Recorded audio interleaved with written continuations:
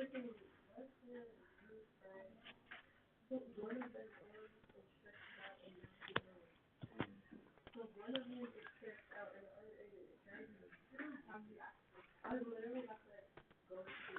right, guys, we're going to wrap up 6-2 finally today. Get through a handful of examples, starting with this one, and then hopefully tomorrow start 6-3, which will give us maybe a better way, I don't know, maybe an alternative way of looking at some of the graphs. Instead of using a unit circle, we start to see waves tomorrow. Okay, so the sine wave, cosine wave, and that kind of thing, which allows maybe us to graph these things and see congruencies a little bit easier. Here, this question is similar to what we've already seen. The purpose of this question is for us to recognize that once we understand what the sine and cosine are, we should be able to generate the other four trig ratios. So this first one here says cosine of t equals 3/5. And t is in quadrant 4. That quadrant 4 aspect of things is essential. Okay, it's very, very important for us because if we don't pay attention to the quadrant, we're probably going to get the plus or minus aspect of the question wrong 50% of the time. Okay, so we're in quadrant 4. It says cosine of t equals 3/5. So basically what we're saying is t again is just that arc length, okay, but it goes to 3/5. So what that means is that point right there is located not at the same position as it would be maybe on the unit circle. Does that make sense? This is not going to be a picture in which we're, in that 2x2 square on the XY axis, okay? We're still on the XY axis, but that point right there is no longer located or identified as having a radius of 1, okay? So it's not going to be like my 1/2 or I equal 3/2 or that kind of stuff, okay? Because they tell me that the cosine, however you want to think about this, adjacent over hypotenuse, or if we're being more kind of 11th grade, 12th grade level, it'd be x over r, isn't it? Where x is this distance and r is that distance, right? X being positive, r in this case being positive, because of the Pythagorean theorem, this r value, radius, will always be positive. But if I go from, if I have a cosine of 3 and an r value of 5, a radius of 5, what is that distance right there going to be? 4. But this is why we got to pay attention to quadrant 4. Is it plus or minus? It's minus. So this ordered pair here for that point, guys, is actually 3, -4. Does that kind of make sense? It's not on the unit circle. Okay. If I can do that, then I know, obviously, cosine, we've already evaluated. We've been provided that information. That's equal to 3/5. But now sine, do sine underneath it. Sine is going to be what?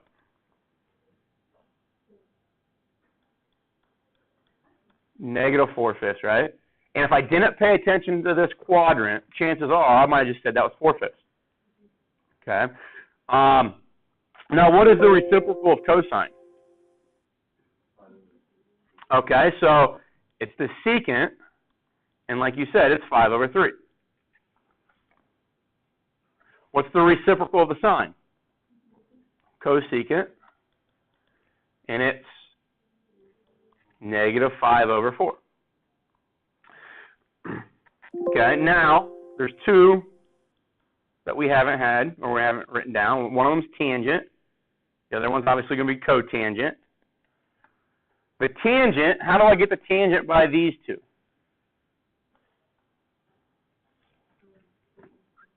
Sine over cosine, right?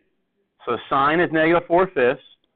Cosine is 3/5. That evaluates to negative 4/3. And then what would the cotangent be? Negative 3/4. Okay. That's something we did in chapter 5. Okay, but we do it again here. Now I want to show you, like, obviously that's not the unit circle. That's a circle with a radius of 5. But there should be some similarities. Okay. If we were to take just our circle, and to be honest with you guys, it doesn't even matter what the radius is. This would be a radius of 25. And we go over 3 units to the right and 4 units down. We should get that point right there, correct? Okay. So I'm going to create that radius, and then I'm going to create the triangle that we just had. So I need that point. So we get that blue triangle. Okay. And what we just dealt with, the t value that we just dealt with, would be from like where my cursor is going around that circle to there. Okay? Now, if I were to deal with the unit circle, so x squared plus y squared equals 1, I get that thing. Okay, this radius intersects that circle. Come on. See if I can just put the point there. Good enough. So we get that point there. Okay. We can go from here, perpendicular there.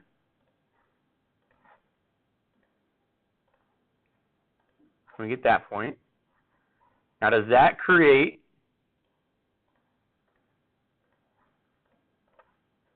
that red triangle? Okay. What do you know about the red triangle compared to the blue triangle? They're similar. They both have angle B in them, and they both have a right angle at I and C respectively. Okay.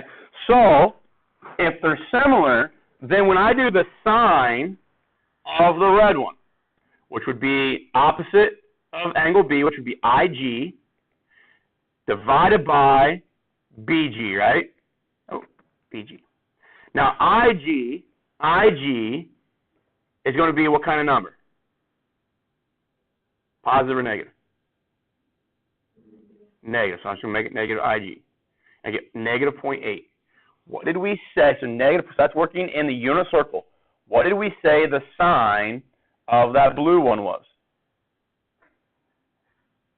That evaluates to negative 0.8. Okay. So you see that it doesn't ultimately matter what triangle we're in or what circle we're using. Okay.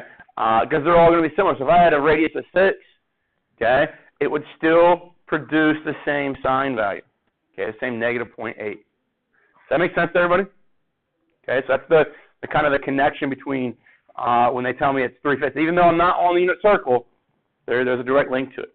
And that's why we use the unit circle. We essentially take all those larger circles of radius 5, radius 10, radius 30, whatever, and we reduce them all down to the unit circle and say, okay, now if they're all similar, they're all going to have the same sine, cosine, tangent, secant, cosecant, cotangent as the unit circle has for those values, those angle measurements, or those arc lengths.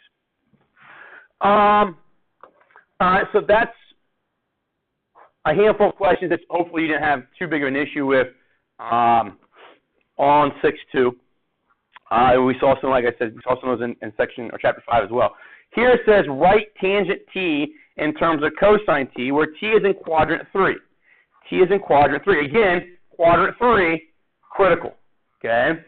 Because, again, maybe even more than 50% of the time, I would get this wrong if I did not pay attention to that, okay? Because there's a lot of different choices we have to end up making here to decide how to write our final answer, and it's all predicated off of that right there. Okay. So the idea here is that when we say tangent in terms of cosine, is that when I write tangent of t on the left-hand side, okay, that's what I'm going to start with. When I'm done, the thing that is inside that box can be square roots, it can have all kinds of operations, add, subtract, multiply, divide, all that kind of stuff. It can have a bunch of numbers in there, any numbers that they want to show up. But if there's a trig ratio, the only trig ratio that can show up is cosine. Does that make sense? Okay. If I've got, cosine showing up 6 times on that side and then a sine showing up once, I got a lot of cosines, but I'm still wrong because it needs to be written only in terms of cosine. Does that make sense? Okay. And you guys you've dealt with this. If I have 2x plus 3y equals 12, 2x plus 3y equals 12, haven't you solved for y in terms of x? Gotten y all by itself on one side, and the only thing on the other side was x? Okay? So we've done this with our algebra and our traditional variables, x and y. Now we're going to do it with these trigonometric ratios. Okay? So what's the relationship? The first thing we have to do is figure out a relationship that brings cosine into the picture to begin with. Okay? So what is the relationship between tangent that allows me to generate an object over here that has cosine in it?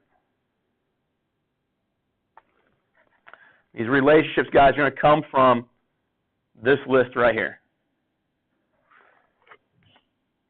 So I can't use that one, right? That doesn't have tangent. That doesn't have tangent.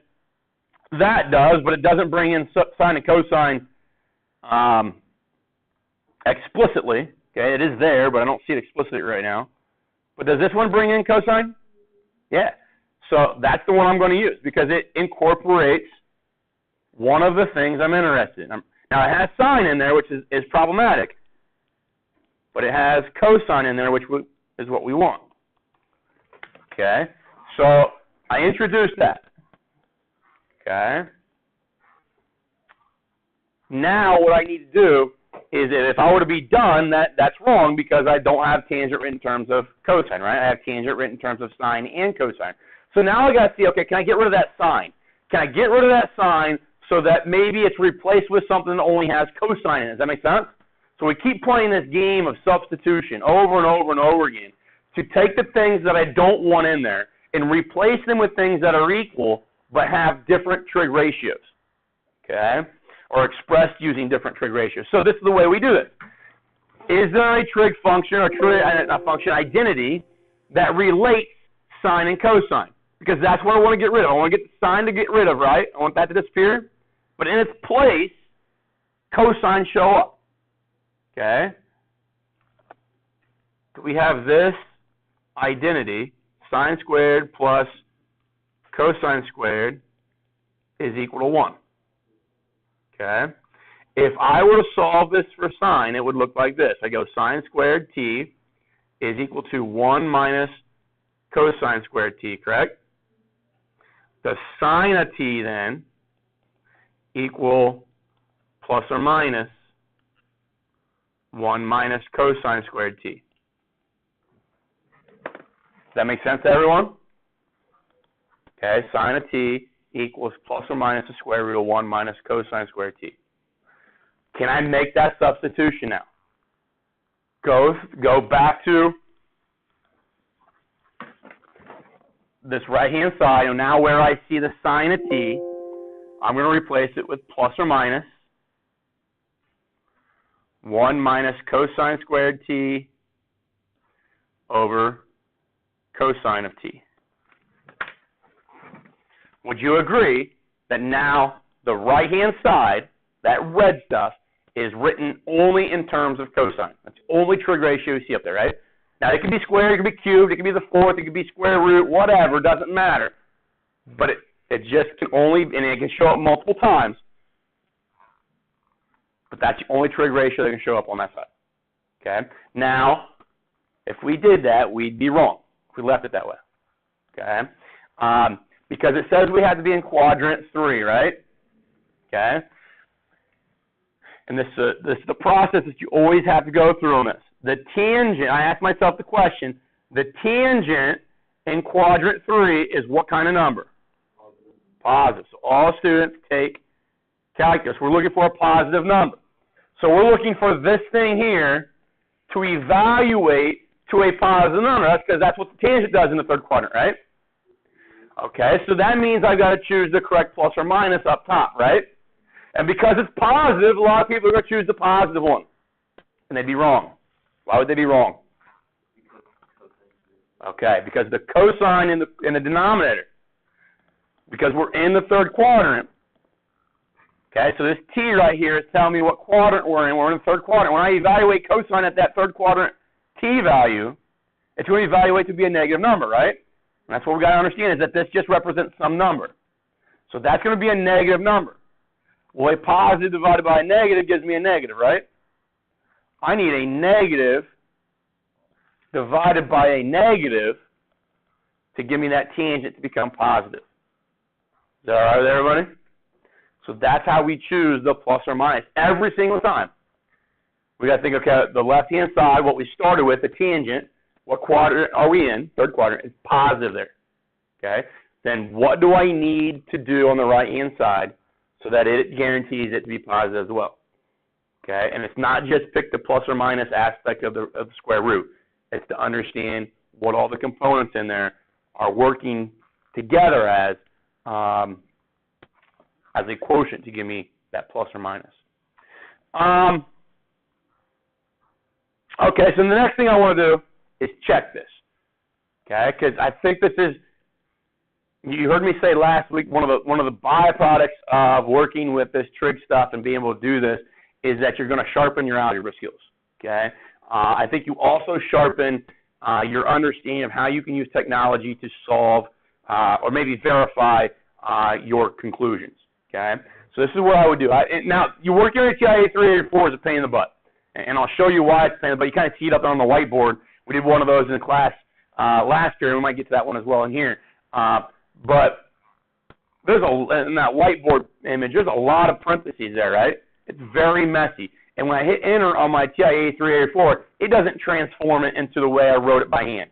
Okay, but if I use Desmos or GeoGebra, those do kind of guarantee that I've typed things in correctly. Now, again, going back to my goal here, guys, is to get you guys set up to be successful at your next course, right? Okay. So some of you are seniors. You're going to go take a college-level calc course. Maybe you're not allowed to use Desmos. Maybe you're not allowed to use GeoGebra. Okay. Maybe they say only TIA 384. Okay. Maybe you get to one where it says in class you can't use anything. All right. I want you to be able to have varying understandings, depending on what situation you find yourself in, on the technology that you can use to help yourself out here. Like I said, TIA 384 is going to be the least helpful, but we should be able to address it. Now, in regards to the discrepancies between the technologies, in typing them, you type them all in exactly the same. It's just they're expressing them is going to be a little bit different, okay? So, obviously, tangent of t is what I'm looking at. All right, so don't worry about that. I just want to make sure that the left-hand side and the right-hand side evaluate to be the same number, right? So that's why I got to put in both sides. Then we had, what I had, the negative square root of, was it 1 minus cosine squared t all over. See, this is the nice thing. Now, was the denominator in the radical? No, but if I accidentally typed in something like this on my TIA 3 or 4, you're not going to see that it's writing something different than what I had by hand. So I need to do this, and now I should be good. Okay? Now, look at those two values. Those two values are different, right? They evaluated with opposite signs. The reason for that is because look at my t value right now. My t value, we said, had to be in the third quadrant, correct? Well, what are the two values on my unit circle that restrict or that confine my third quadrant? What starts the third quadrant? What t value or what theta? Go around the unit circle. You get to start the third quadrant. What will be the first t value that starts quadrant? It'd be pi, wouldn't it? Does that make sense? And then what finishes the third quadrant? 3 pi over 2. Okay, so that's what we changed those steps to on using Desmos. I think, depending on your proficiency with GeoGebra, this is actually easier in Desmos than GeoGebra. But now if I evaluate, slide that thing through, what are you noticing about all the numbers, all the t values that I'm evaluating at throughout that interval? They're the same. Does that guarantee that I've rewritten tangent in terms of cosine correctly? Yeah. Okay. Now, if I'm doing it on GeoGebra, it's harder on GeoGebra. Okay. You're going to still type everything in the same way. So I would type in tangent of x. I would type in the opposite square root of x. No, what was it? 1 minus cosine squared x divided then by cosine of x. Make sure when I hit, and so that's the nice thing. It does then, once I've typed it in, and it shows me kind of that math print, right? So those two things. Now here's the discrepancy. In Desmos, I didn't have it graphing for me. In GeoGebra, I do have it graphing for me. If they're the same, the graphs should overlap, right? You see where the blue one and the orange one sometimes overlap, sometimes they don't, okay? That's because of the quadrants that you're in. Think about this. If I'm looking at just the first quadrant, the first quadrant goes from 0 to pi over 2, doesn't it? So would you be just looking at that interval? Do you see how the blue and the orange are opposites? So that's why when I was evaluating in Desmos at the beginning, before I changed the interval, the numbers were opposite. Okay, the evaluated calculations were opposite. So then if I tried, well, let's go between pi over 2 is less than x is less than pi, again, you see that the values would be opposite, right? But if I go between pi is less than x is less than 3 pi over 2, now you see only one branch of the curve, right? That's because they are indeed doing what? Are they overlapping there? So it proves to us that they are indeed the same. Okay. Now, if you didn't like that approach, that's fine. If you want on GeoGebra to kind of do what Desmos did, this is kind of how you've got to do that. You've got to choose a variable to plug in. So I'm just going to say A and hit enter. Oh. Did you see how A was already defined? I should have said B. If I delete that, I should be able to go A. So it says create a slider. Say yes. All right. Now I'm going to right-click on my slider, go down to Object Properties. You see me do this many times. Now my interval is going to be between pi and 3 pi over 2. Can I get out of there? All right, so that just allows it to slide between pi and 3 pi over 2, right? Now to evaluate, I'm just going to come up to an input value or input bar and say f of a and g of a. I'm going to ask those two questions. And you see how those numbers change then based on the input that we use. And they're always going to be what? They're the same in this case. You see how on GeoGebra it's a little bit more difficult? Okay. On TIA 384, guys, and I don't have my TIA 384 working yet. I don't know what the deal is with it. On the TIA 384, what you would be doing, okay, is first you would type in Y1, you would type in tangent of x. Okay, so that's Y1. In Y2, you would type in something that looks like this. You would say parenthesis negative, you hit the square root button, it's going to open up a parenthesis, you'd go 1 minus.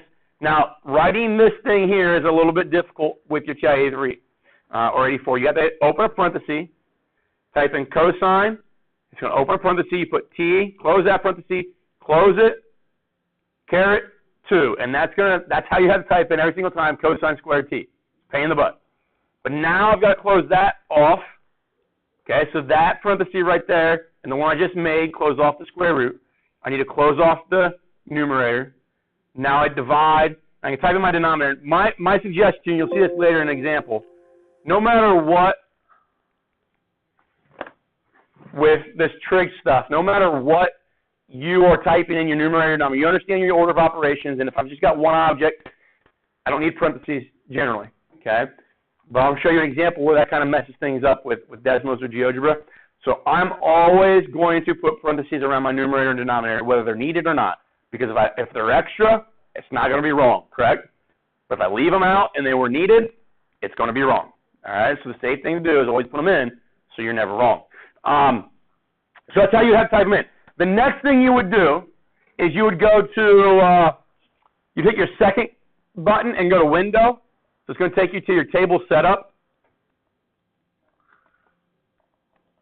So at the top, it's going to say Table Setup, and then you're going to have something that says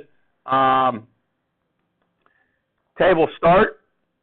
What I would do is I would let Table Start end up being the position on your unit circle that starts the quadrant you're interested in. So we're interested in quadrant 3. That starts at pi. Okay? Now it says Change in Table. Okay?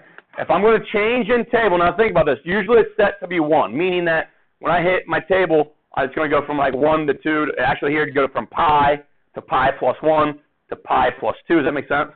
If I go from pi, which is 3.14, add 1 to I get 4.14. So I would evaluate 1 time inside quadrant 3. And then if I go add 1 to that, it'd be 5.14, gets me into quadrant 4 right away. So I only evaluate 1 or 2 times inside quadrant 3. Does that make sense? I want to evaluate more than that in there to make sure that it's not happenstance that the values end up being the same sign. Does that make sense? So I want table change to be smaller than 1. So maybe I change it to like 0.25 or something. Okay. And then I'm going to make sure that my independent variable is set on auto. Okay. If it's set on ask, your table start and your table change don't matter, and you're going to start putting in values. You'll evaluate at values that are inside the third quadrant, which might be a little bit easier or quicker if you understand that. But then I'm going to hit second graph, which takes me to my table, and then you should have a list of y1s and a list of y2s, right? Initially, those y1s and those y2s should be the exact same value if you've done this correctly. They should be both positive in this situation. Does that make sense? Eventually, they start changing because then we can't, with this tool, we can't set that upper bound of 3 pi over 2. So once I take pi and start adding, I said 0.25 to that enough, once you get into the fourth quadrant, and then you're going to see your signs alternate back and forth, plus and minus. But for the first handful of inputs, you should get the same result. So that's a way to use your TI-384. It's a lot easier to explain that and show that with actually putting the graphic up there and seeing the calculator, but with mine not working, that's obviously not going to happen. Let's do another one.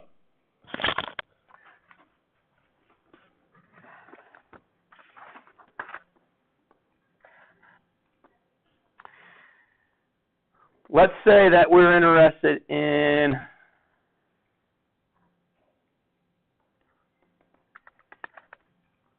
come on, there you go. Wow. Let's say example 7. Let's take tangent squared t in terms of, let's go sine of t.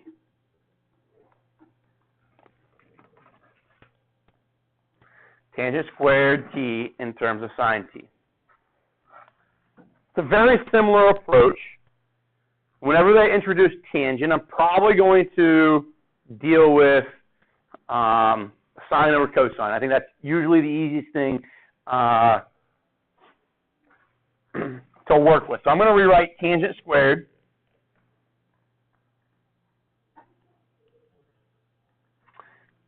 t is equal to, now tangent is sine over cosine, right? So if it's tangent squared, it'd be sine squared over cosine squared.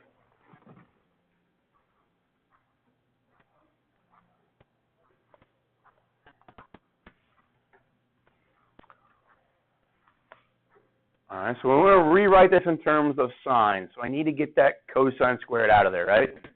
Now when I say terms of sine. It doesn't, like I say, it could be sine to the first, sine squared, sine cubed, whatever, doesn't matter. But I cannot have that cosine in there. So, again, I'm going to go to the side. Whenever I'm trying to replace sine with cosine or cosine with sine, I'm always going to reference back to this identity. Sine squared plus cosine squared is equal to 1. I want to get cosine squared out, right? That thing needs to disappear. So up here, that's what I'm going to solve for. So doesn't cosine squared t equal 1 minus sine squared t? Does that make sense to everybody? Previous question, we were replacing sine with something, and or maybe cosine with something, and I need to take the square root, right? This is easier.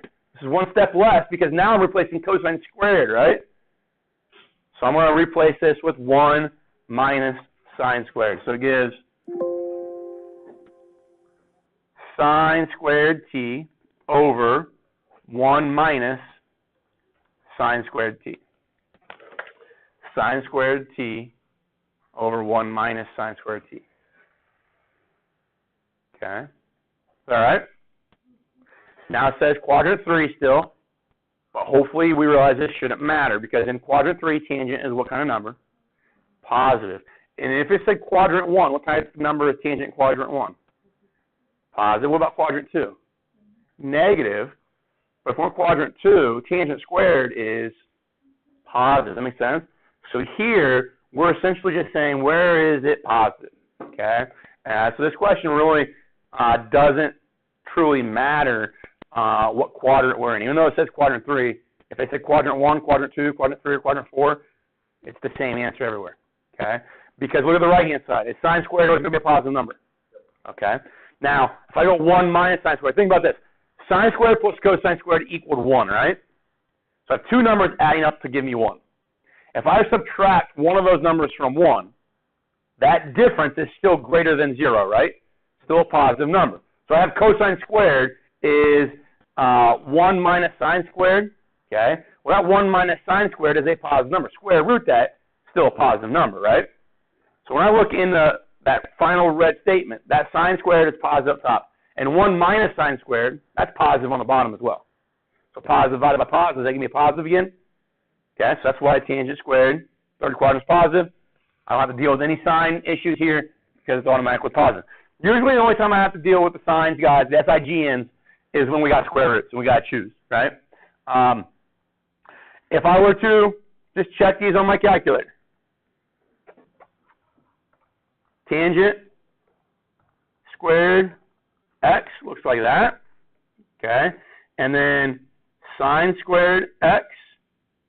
I'm going to do something on purpose here.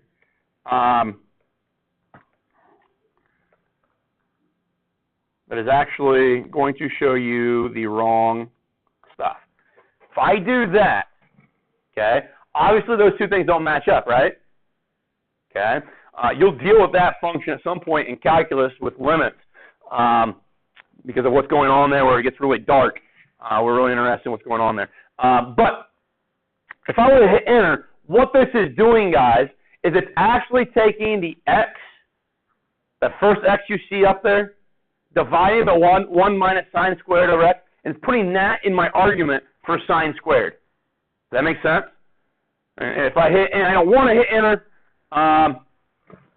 because I have to retype this, so let me do something real quick. Let's cut that. All right, copy it. Now, if I hit enter, you see what it did. It took that stuff and put it in my argument, right? Well, that's not what I wrote by hand.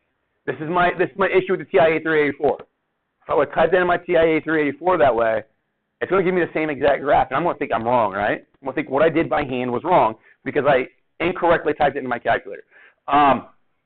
What we really need to do here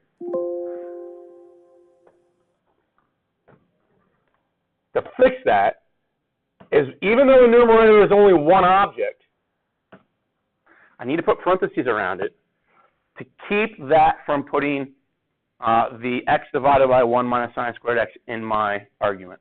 Okay, and that's why I think it's always better, even though it might not be used part of the time, but it's always better when I only have one object in my numerator, or any objects in my numerator, encapsulate them in their own parentheses. Encapsulate your denominator in one set of parentheses, and you'll never go wrong. Okay, but now we see that blue one and the red one are the exact same curve everywhere in this case, right? So now we only have to worry about what quadrant we're in. If I take quadrant 2, they're the same. If I take quadrant 4, they're the same. Okay? So I don't have to worry about, that's why I didn't have to worry about the plus or minus aspects of anything. Okay, so that's great, but maybe that's not the approach that you took. Because with these guys, a lot of times, there might be multiple approaches. You remember doing proofs in geometry? And we could have somebody that does a proof in 5 steps and another person do it in 12 steps, and they both be correct. All right. I think I've told you the Pythagorean theorem. I think there's like 79 known validated proofs for the Pythagorean theorem.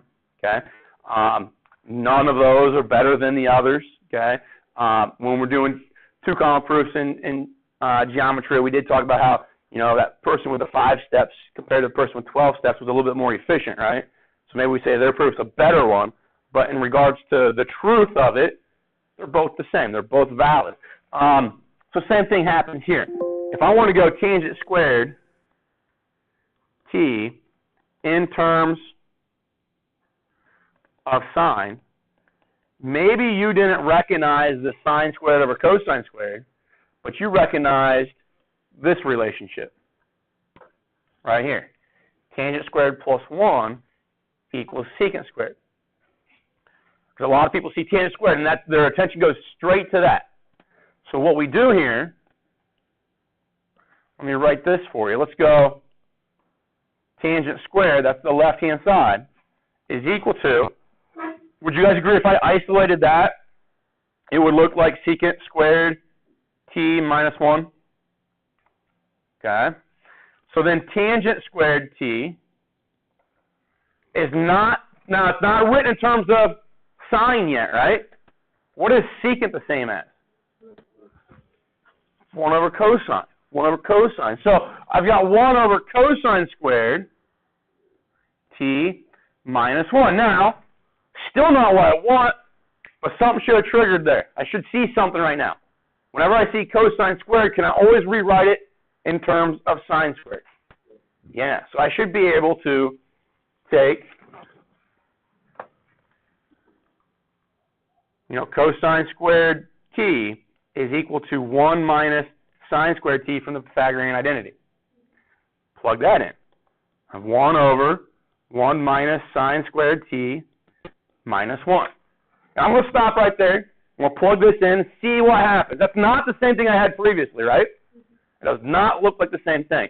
But let's see what we've developed here, and then see if we can maybe take some algebra to see if we can make these things look the same. So I have 1 divided by 1 minus sine squared x. That's all I've got right there. It's giving me that green curve. Does that green curve look like it's been moved up 1 from the red? So how do I move it down 1? Minus 1. And they get to be the same, right?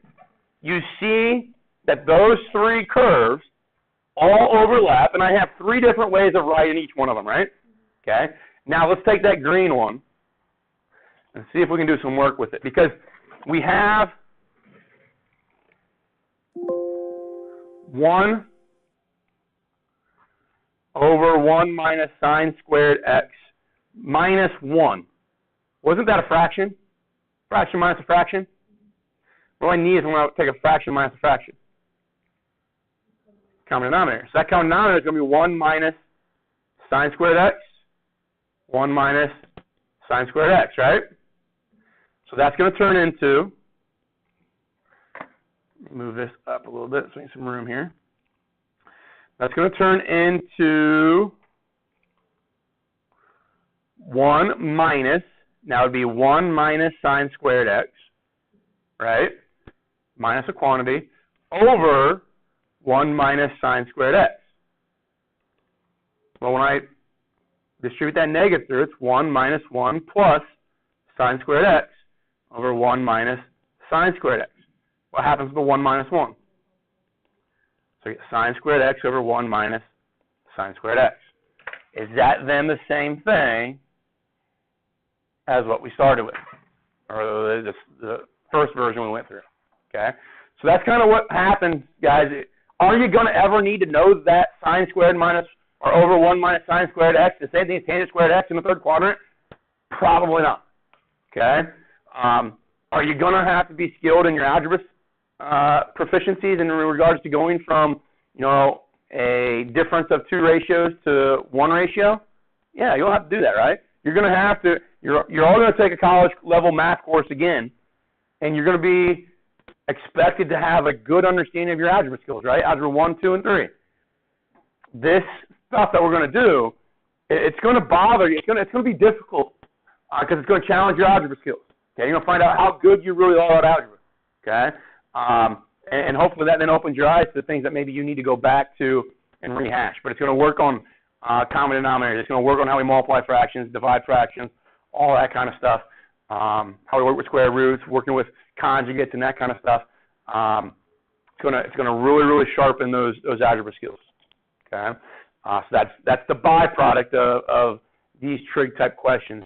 But this practice here is just giving us ways of rewriting a trig ratio in terms of another trig ratio. We should always be able to do that. Okay, because those 6 ratios are all interrelated. Got a couple more here, but obviously we're out of time. So let's maybe start class tomorrow with one more of these, and then get into showing you. So I keep talking about graphing the sine and cosine. That's kind of happening here with these, but like tomorrow we'll talk about how we get that curve. Okay, and we'll do the same with cosine, because what happens is that there's a lot of real world applications, the way our computers communicate through Bluetooth and wireless and all that kind of stuff, with electromagnetic waves, the way a microwave works, the way your satellite TV works, the way your radio works. All that stuff is because of how sound waves, light waves, electromagnetic waves that carry information like radio waves and stuff like that travel that way, like that red curve, or combinations of that red curve. We can talk about how, and I don't know enough of the science, but how we can like program a particular, like 11:50 a.m. Right? We program essentially an electromagnetic wave that has that frequency, okay, with data, so that when I turn my transmitter on my radio to 11:50 a.m., it deciphers that coded wave, and I hear whoever's talking. Right? Does that make sense? Okay. So we'll do a little bit of that. Now I don't know. I mean, there's a lot of science in how you code all that kind of stuff, and oscilloscopes and all that kind of garbage, but maybe give you a little bit of an understanding of it. So that's the plan for the next couple of days.